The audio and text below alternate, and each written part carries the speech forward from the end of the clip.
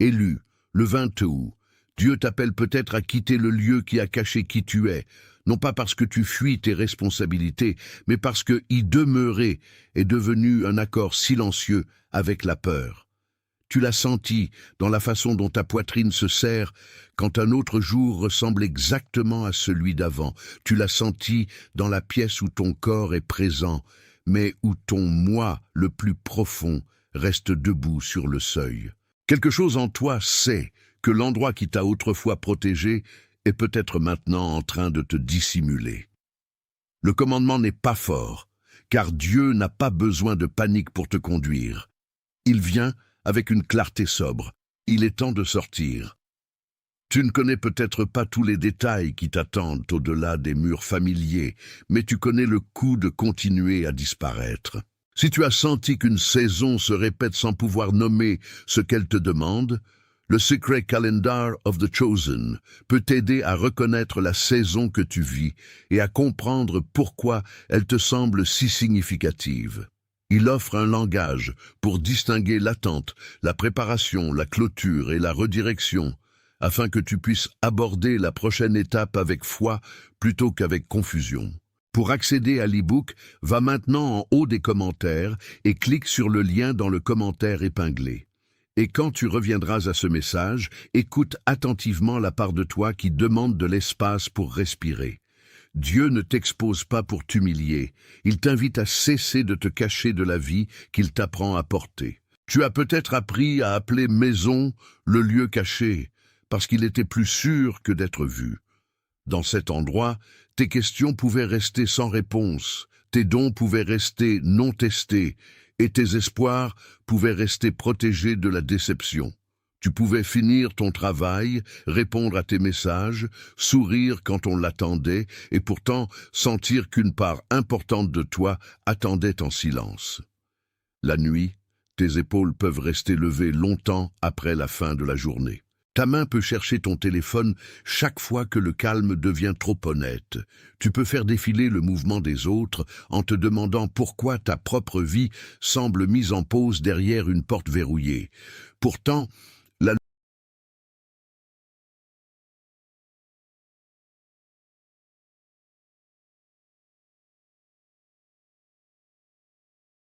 attention, vous devez vous préparer maintenant.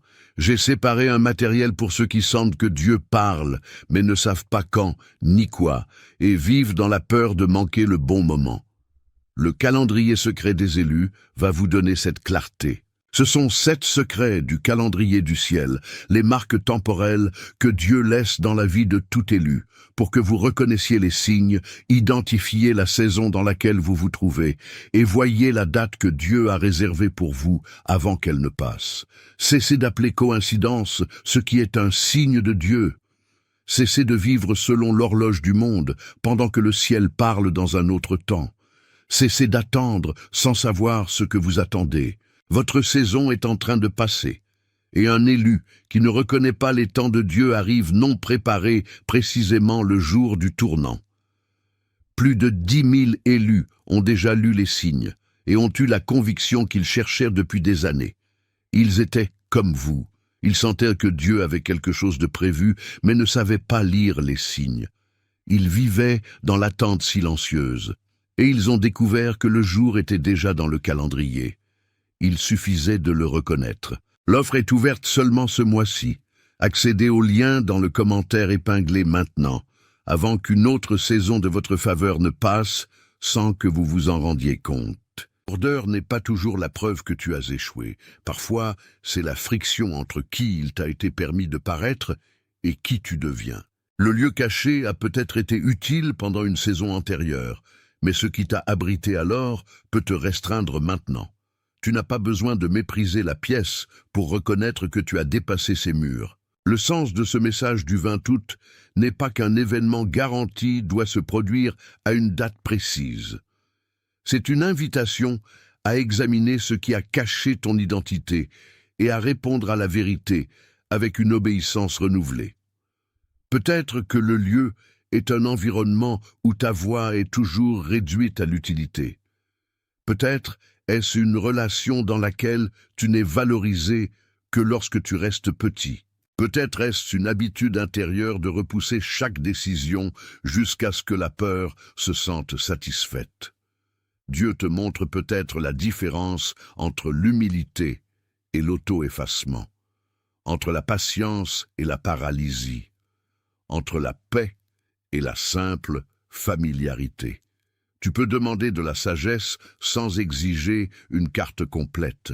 Tu peux reconnaître qu'une porte se ferme sans supposer que chaque prochaine porte s'ouvrira immédiatement. Tu peux quitter un lieu fidèlement même si la destination reste inachevée. La promesse n'est pas un confort instantané ni un succès garanti. La promesse est qu'un discernement honnête peut te ramener à la responsabilité de vivre comme la personne que Dieu forme, plutôt que de gérer sans fin les attentes qui t'ont maintenu invisible. Imagine un matin ordinaire où le message devient impossible à ignorer. Le réveil a sonné, mais tu restes assis au bord du lit, regardant le sol, tandis que la lumière du soleil s'accumule sur le mur. Rien de dramatique ne s'est produit. Aucun messager n'est apparu. Il n'y a que l'emploi du temps familier, la même obligation, la même conversation que tu as répétée dans ton esprit. Pourtant, quelque chose en toi refuse de prétendre que la répétition est la même chose que la paix. Tu te laves le visage, prépares ton café et remarque à quelle vitesse tes pensées commencent à expliquer pourquoi tu devrais rester exactement où tu es. Tu te dis que partir dérangerait les gens, troublerait l'équilibre ou te ferait paraître ingrat. Puis, une autre voix, plus calme mais plus ferme, demande ce que ton absence continue de ta propre vie te coûte. La question te suit dans le couloir, dans la voiture et dans la première tâche de la journée. Elle ne t'accuse pas. Elle refuse simplement de te laisser continuer à appeler dissimulation contentement. Tu n'as pas tort de remarquer ce message. Tu n'es pas arrogant parce que tu sens que ton lieu actuel ne correspond plus à la vérité que Dieu a placée en toi. Le discernement ne te rend pas supérieur aux gens qui restent autour de toi et le départ n'exige pas le mépris de ceux qui t'ont aidé à survivre. Il y a une différence sainte entre reconnaître ta mission et t'annoncer au-dessus de tous les autres. La date peut devenir un marqueur pour la réflexion, le souvenir et l'obéissance renouvelée sans devenir une promesse que le ciel a programmé une récompense visible. Tu es peut-être en attente ou tu es peut-être en préparation. Tu es peut-être en train de clore un cycle ou tu es peut-être en train de reconstruire après l'un. Tu as peut-être besoin de rester physiquement présent tout en libérant émotionnellement une ancienne identité. Ou tu as peut-être besoin de faire un changement pratique que la peur a retardé. Beaucoup de personnes qui sont arrivées confuses ou fatiguées d'attendre ont dit que le matériel les a aidés à comprendre leur saison plus clairement, à organiser leurs prières ou à cesser d'interpréter chaque silence comme un abandon. Pour accéder à l'e-book, va maintenant en haut des commentaires et clique sur le lien dans le commentaire épinglé. Puis reviens à la question sous l'urgence. Qu'est-ce que Dieu te demande exactement de quitter et que dois-tu emporter avec toi?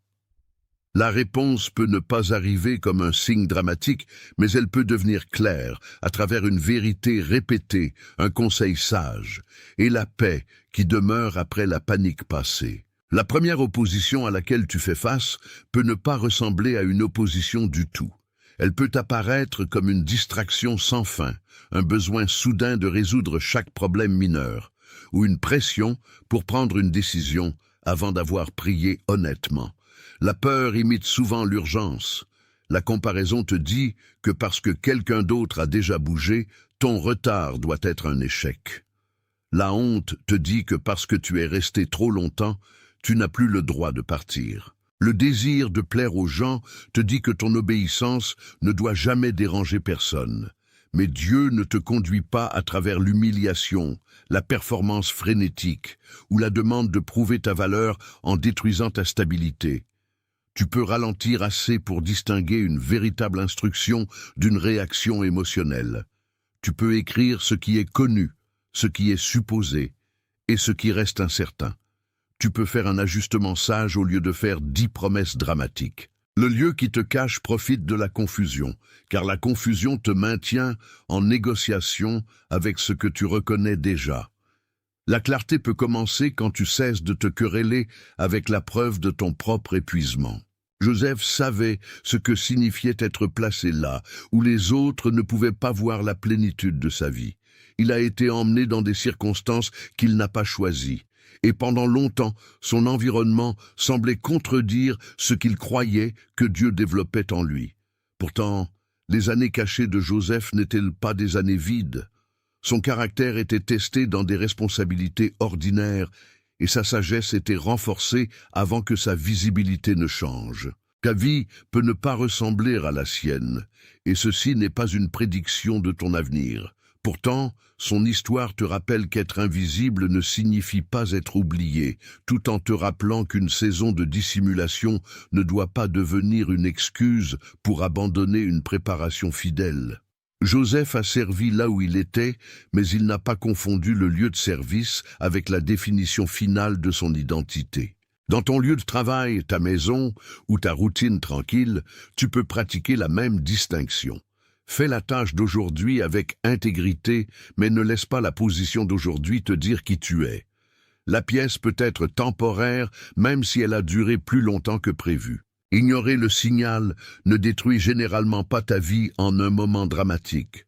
Plus souvent, cela t'apprend à vivre divisé. Tu dis oui avec ta bouche, tandis que ton esprit se retire. Tu continues de revenir à des conversations qui ont déjà révélé leurs limites. Tu répètes la même explication à des personnes déterminées à te mal comprendre.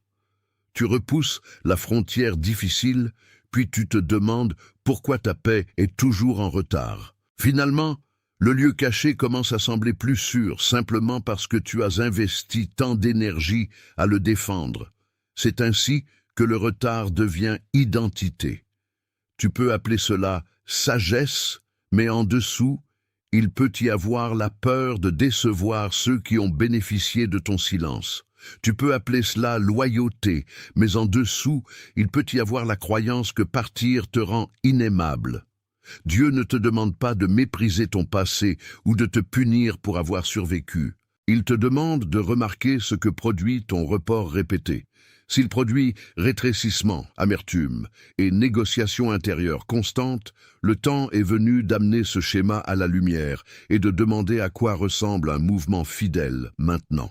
Le message du 20 août place une question simple devant toi. Continueras-tu à vivre dans le lieu qui cache qui tu es, ou commenceras-tu à avancer vers une visibilité honnête avec sagesse et humilité? La réponse n'a pas besoin d'être théâtrale.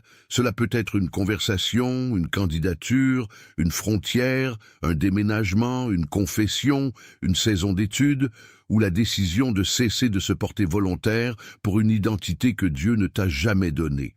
Que le nombre 888 représente une simple confirmation que tu es prêt à reconnaître ce qui a été caché sans transformer la reconnaissance en superstition. Si c'est le point d'obéissance que tu apportes devant Dieu, tape 888 dans les commentaires, puis reviens au message. Ton action ne contrôle pas le ciel, et tes mots ne fabriquent pas un résultat. Ils donnent simplement un langage à la décision qui se forme déjà dans ton cœur. Tu es autorisé à avancer avec prudence. Tu es aussi autorisé à avancer. La première étape n'est pas la preuve que tu sais tout, c'est la preuve que la peur n'est plus la seule voix qui décide pour toi. Le lieu qui te cache n'est pas toujours extérieur à toi. Parfois, les murs sont construits à partir de vieilles conclusions que tu as acceptées pendant des moments de douleur. Tu as peut-être conclu que ta voix cause des problèmes, que tes besoins sont un fardeau, que la visibilité invite au rejet ou que le succès te séparera de tous ceux que tu aimes.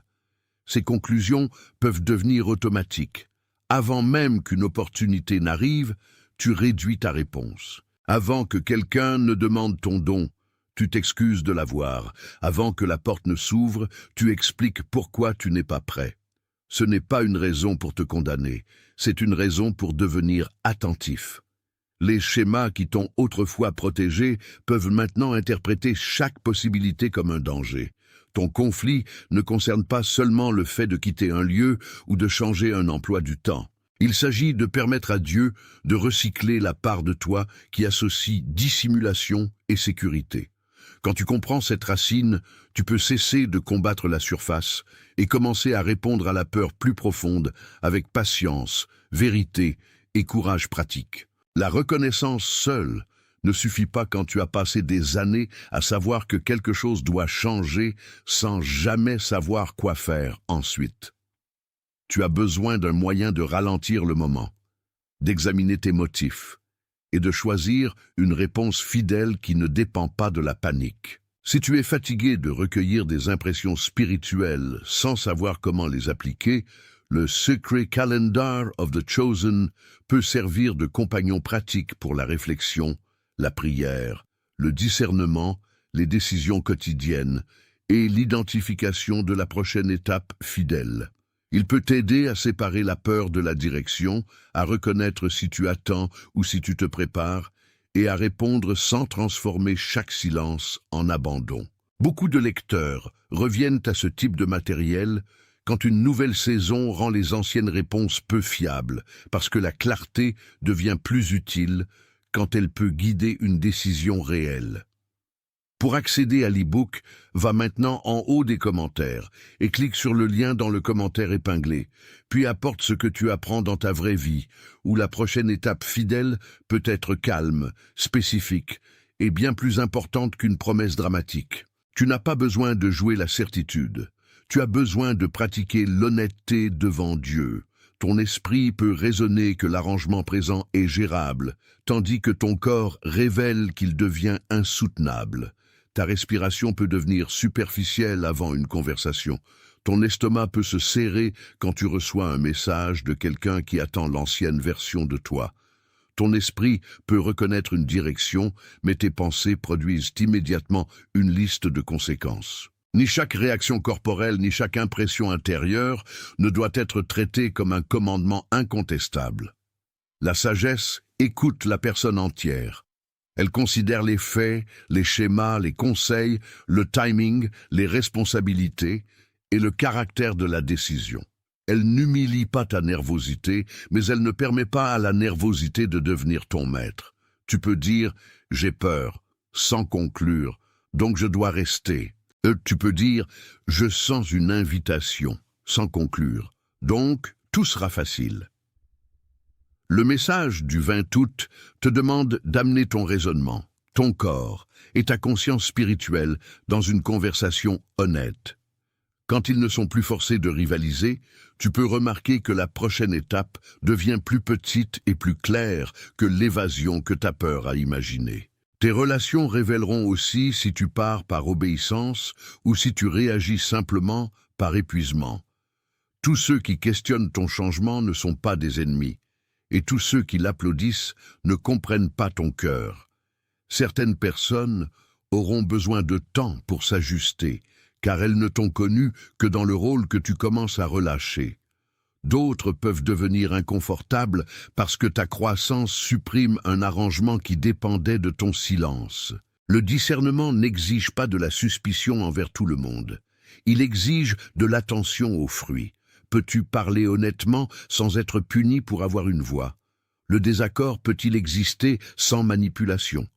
Quelqu'un peut-il t'aimer sans contrôler tes choix? Tu auras peut-être besoin d'expliquer moins et d'observer plus. Tu auras peut-être besoin de protéger une nouvelle décision jusqu'à ce qu'elle ait mûri suffisamment pour résister aux opinions occasionnelles. Quitter le lieu qui te cache ne signifie pas t'isoler des personnes sages. Cela signifie refuser de demeurer dans des environnements où ton identité doit continuellement être négociée pour le confort des autres. Une communauté saine t'aide à devenir plus vrai, pas plus performatif. Le bruit maintient le schéma caché en vie. La fatigue fait paraître chaque décision plus grande qu'elle ne l'est. Le retard donne à la peur le temps de rassembler des preuves pour rester. Des urgences moindres encombrent le calendrier jusqu'à ce que la question importante disparaisse sous les corvées, les messages, les obligations et les urgences des autres. Tu peux passer toute la journée à répondre et ne jamais demander ce que ta propre vie réclame. L'opposition ne t'attaque pas toujours directement.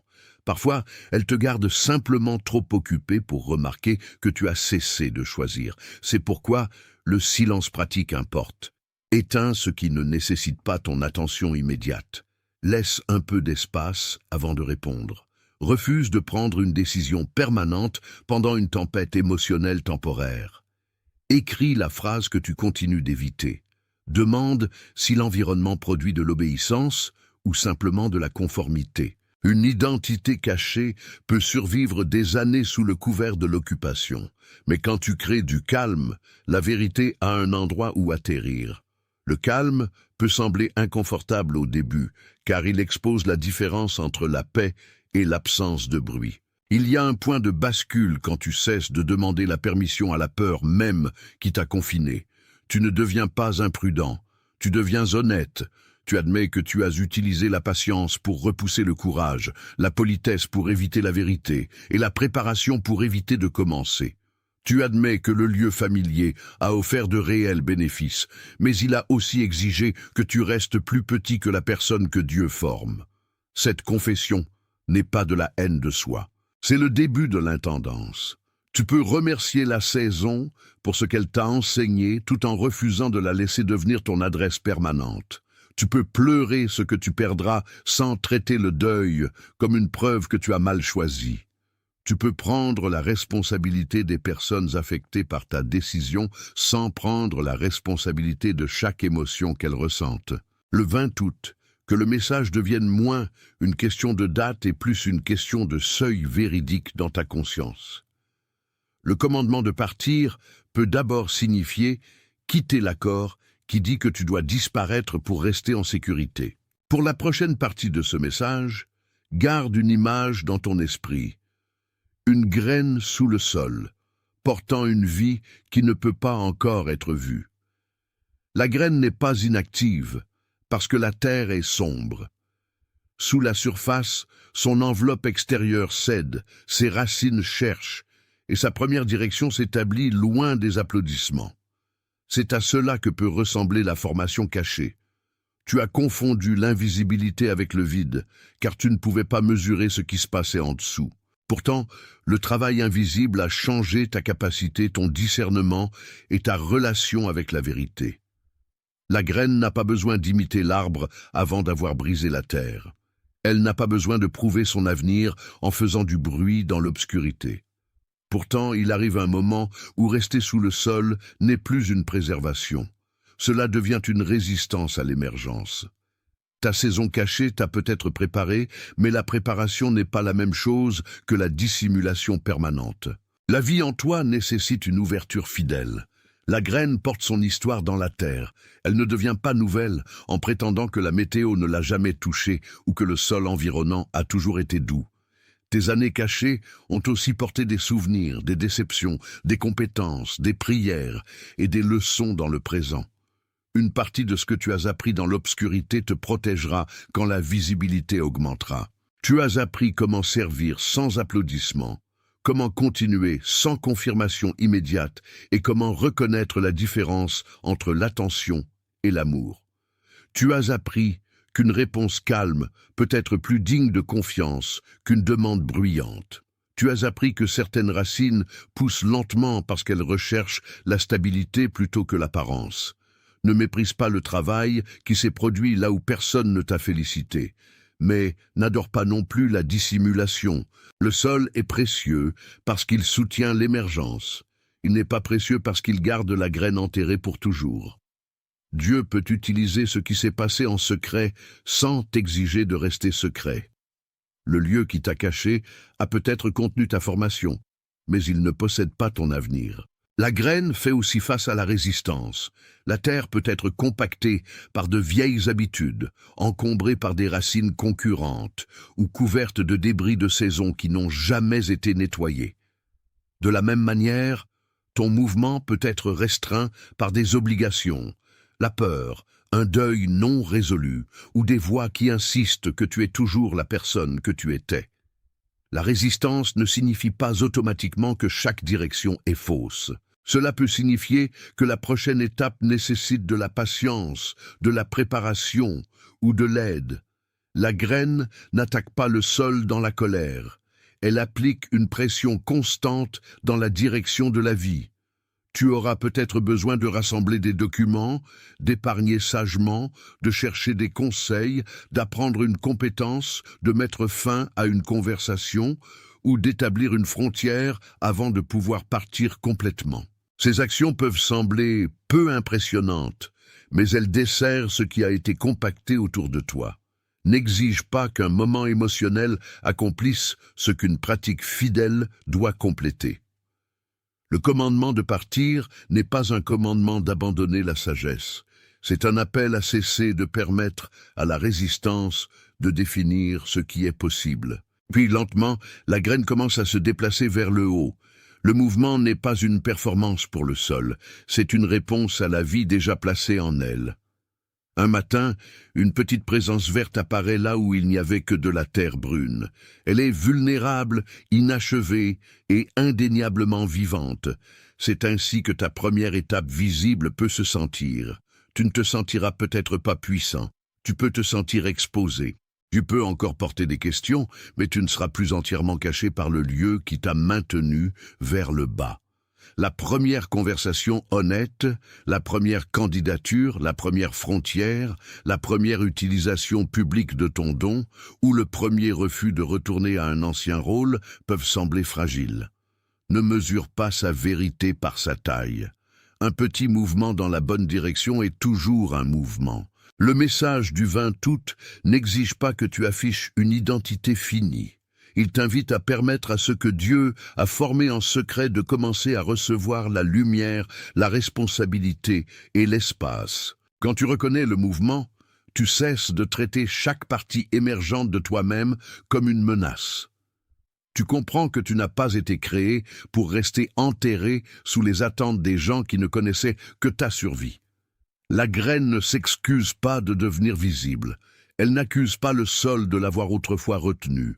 Elle accepte simplement les conditions nécessaires à la vie et continue vers le haut. Que la courte phrase « je sors » nomme ce moment de reconnaissance. Tape « je sors » dans les commentaires, puis reviens au message. Tes mots ne forcent pas un résultat, mais ils peuvent t'aider à reconnaître que se cacher n'est plus la seule forme de sécurité que tu connais. Il peut encore y avoir du travail sous la surface, et il peut encore y avoir de la météo à venir. Pourtant, quelque chose a changé. Tu peux maintenant voir que l'obscurité était un lieu de formation, pas une sentence de disparition. Tu apprends à partir avec gratitude, courage et discernement.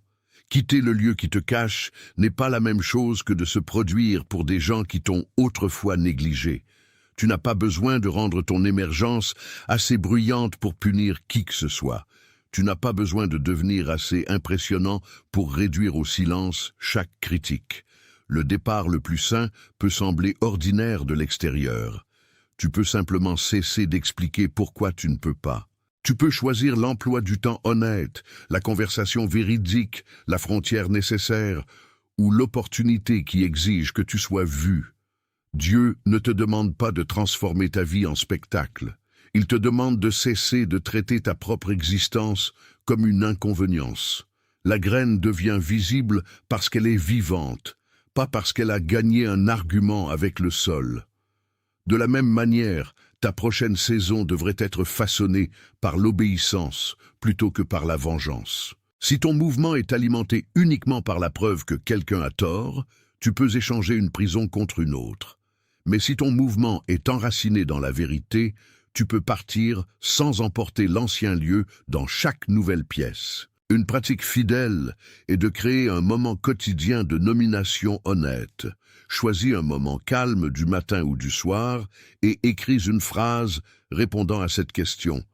Qu'est-ce qui cache qui je suis aujourd'hui? Ne produis pas une grande explication spirituelle. Nomme la chose concrète. Cela peut être une habitude de silence pendant une conversation importante, un environnement qui te diminue constamment, une peur de prendre une décision pratique ou une promesse de rester disponible pour tout le monde sauf toi-même. Puis, écris une deuxième phrase. À quoi ressemblerait une réponse sage et fidèle dans la prochaine journée? La réponse doit être assez spécifique pour agir et assez humble pour être accomplie. Tu auras peut-être besoin d'envoyer un message, de rassembler une information, de décliner une demande ou de planifier une conversation.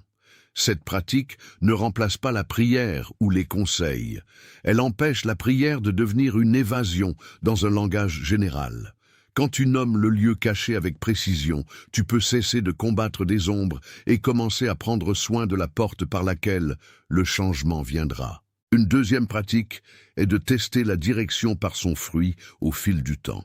Quand tu sens que Dieu t'appelle à sortir d'un lieu, demande ce que ce mouvement produit dans ton caractère. Est-ce que cela te rend plus vrai, responsable, patient et capable d'amour? Ou est-ce que cela te rend méprisant, impulsif, secret et désespéré d'être reconnu? Un départ fidèle peut encore impliquer du deuil, mais il ne t'exigera pas d'abandonner la sagesse. Donne à la décision assez de temps pour révéler si elle est enracinée dans la conviction ou simplement dans le soulagement de réagir. Parle avec quelqu'un qui peut te dire la vérité sans contrôler le résultat. Passe en revue les responsabilités pratiques impliquées. Fais place à la fois au courage et à la prudence. Tu peux découvrir que partir commence intérieurement avant de devenir physique. Tu peux découvrir que la bonne prochaine étape est la préparation plutôt que le déménagement immédiat. De toute façon, tu n'es plus endormi dans le schéma. Tu participes consciemment au processus de devenir visible. Dieu peut te protéger par des limites qui ressemblent d'abord à de... Attention, vous devez vous préparer maintenant. J'ai séparé un matériel pour ceux qui sentent que Dieu parle, mais ne savent pas quand ni quoi, et vivent dans la peur de manquer le bon moment.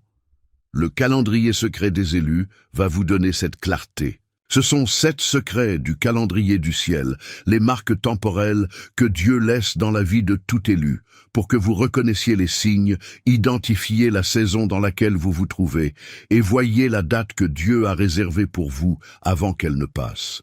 Cessez d'appeler coïncidence ce qui est un signe de Dieu. Cessez de vivre selon l'horloge du monde, pendant que le ciel parle dans un autre temps. Cessez d'attendre sans savoir ce que vous attendez. Votre saison est en train de passer, et un élu qui ne reconnaît pas les temps de Dieu arrive non préparé précisément le jour du tournant. Plus de 10 000 élus ont déjà lu les signes et ont eu la conviction qu'ils cherchèrent depuis des années. Ils étaient comme vous. Ils sentaient que Dieu avait quelque chose de prévu, mais ne savaient pas lire les signes. Ils vivaient dans l'attente silencieuse, et ils ont découvert que le jour était déjà dans le calendrier. Il suffisait de le reconnaître. L'offre est ouverte seulement ce mois-ci. Accédez au lien dans le commentaire épinglé maintenant, avant qu'une autre saison de votre faveur ne passe sans que vous vous en rendiez compte.